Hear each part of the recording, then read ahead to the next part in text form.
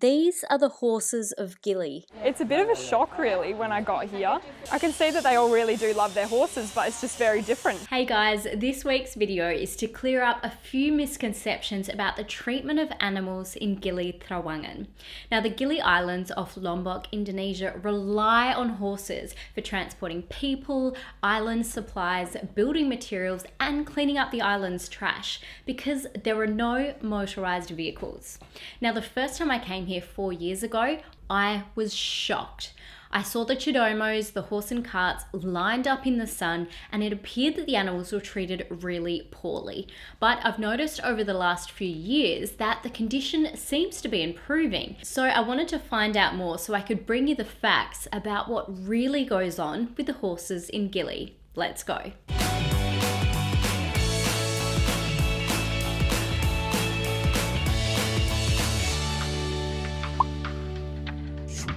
The horse is getting dental done. Okay. Hold on to it? Yes. This is the first look inside the pop-up horse clinic at GILI Trawangan, run by a group of visiting vets, students, farriers, leather workers and horse enthusiasts from Australia, alongside local vets and students. This is the makeshift clinic. Yep, got an old microscope. So we're working out how many worms the horses have. And does it look like it's successful from your initial findings? Well, so far I haven't found that many worms, and I guess part of the thing is the horses are fed from troughs, so they never eat off the ground where they're pooing, and in order to complete the worm cycle they need to ingest the worm eggs. So it might be that they don't actually have that many worms because they're never eating off the ground. Oh, so they're actually like super healthy. In terms of worms, yeah. These veterinary students have come from the University of Melbourne to hold clinics twice a year, providing free checkups for the horses and offering information to owners to ensure the best possible care of the animals. He's 15. He's 15? About 15. That's old for a GILI horse, right? Yeah. To my understanding, yeah.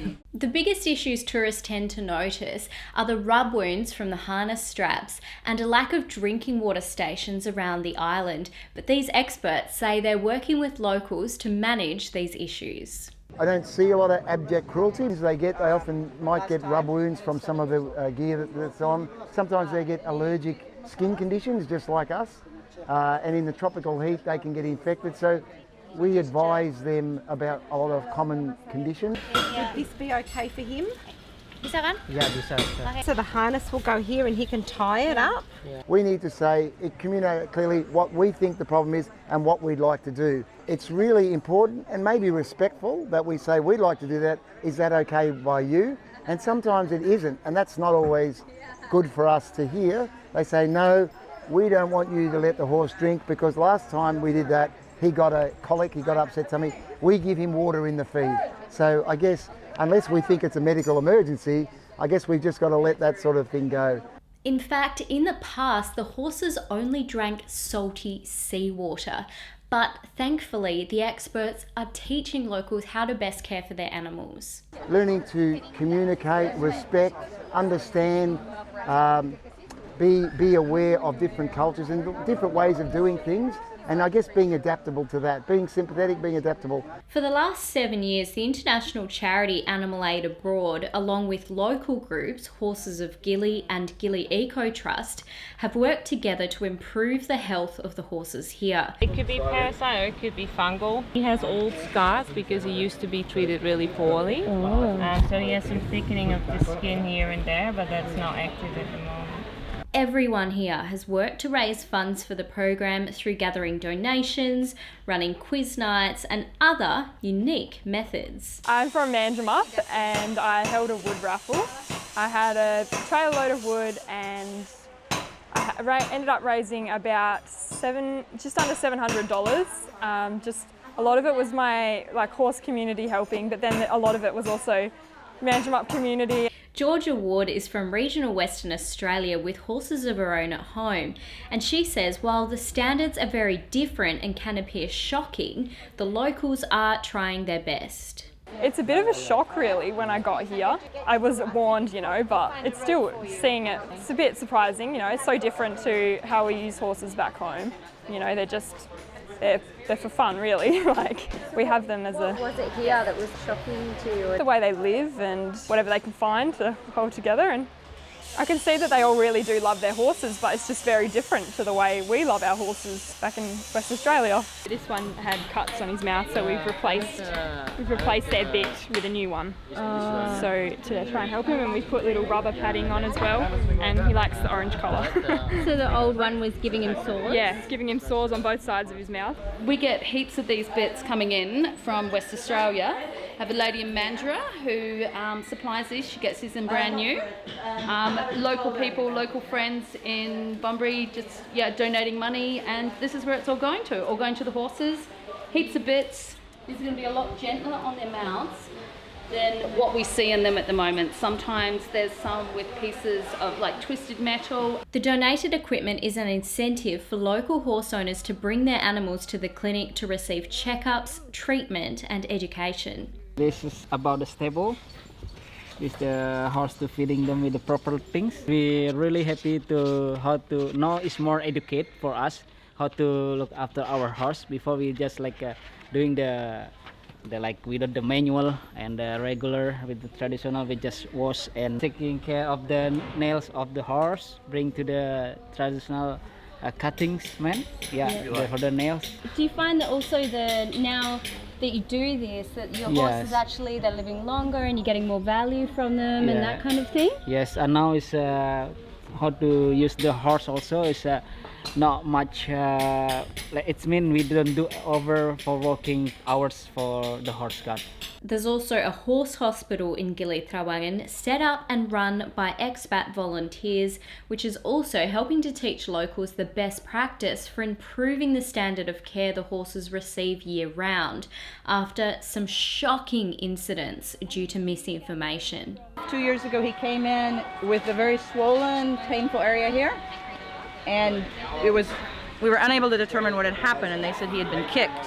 About 4 to 5 days later, after treating, the skin started coming off, and it became very obvious that it was a very severe burn.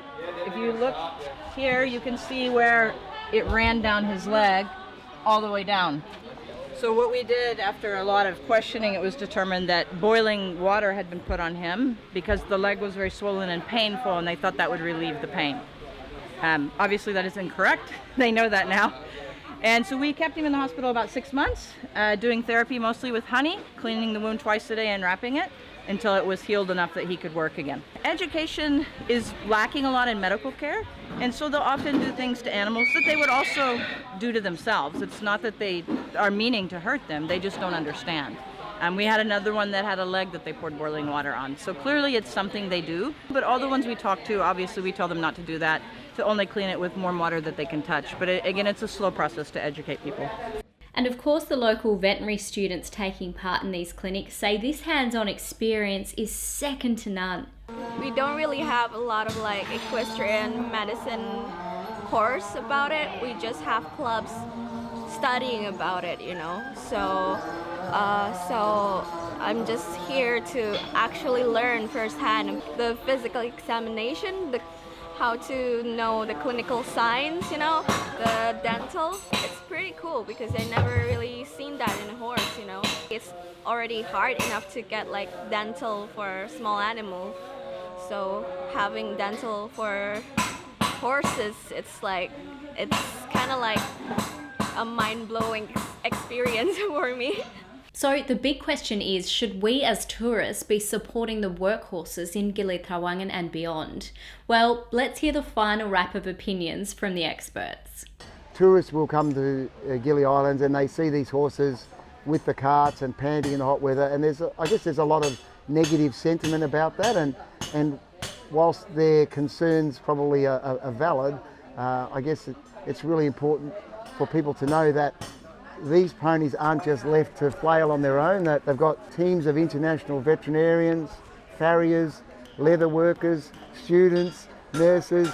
So over 20 people often have a team that visit regularly, and not just visit regularly, but are in constant communication with the locals about the health of these horses. And we've got over 5 Indonesian veterinarians this time.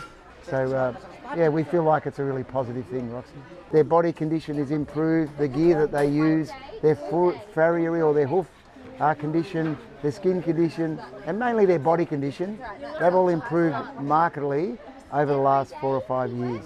We have the horse hospital, which is available all the time, and they're welcome to come in at any time. We give them educational handouts and flyers, and we provide any medical care in between times when the clinic isn't operating. These people do the best that they can do with what they've got, and that's the most important thing to remember. They do the best they can do.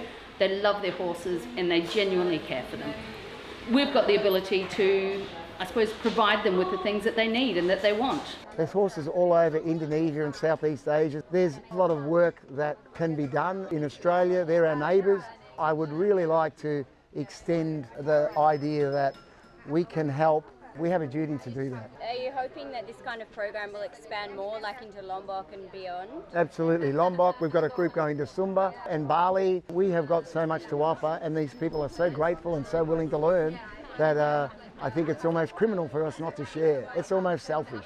If people say, oh, I don't want to get a cart ride, then they're not giving any money to the people that run the horses, therefore they're not going to be able to look after the horses any better, because that's how they make money. So if they can't afford to feed their families, they're not going to feed their horses. So basically the best thing tourists can do really is support it, and that's the best way to look after the horses. Thank you so much for the present from the Horse of Gili. Thank you so much for everybody who's participant, for the volunteers as well, helping us to educate how to taking care of the horse of the Gili. Thank you so much. Terima kasih banyak. So I hope this video has helped to shed some light behind the scenes that the tourists don't usually get to see, so that you can make your own informed decision about how the horses are treated here in GILI Trawangan. Now, that Horses of Gili Hospital runs entirely on donations, so if you would like to help out, I'll drop their link below. Thank you so much for tuning into my channel, Roxanne Taylor Media. If you like this video, please hit the like button. Check out my other videos from GILI Trawangan, Indonesia, and around the world, and hit that subscribe button, and I'll see you next week.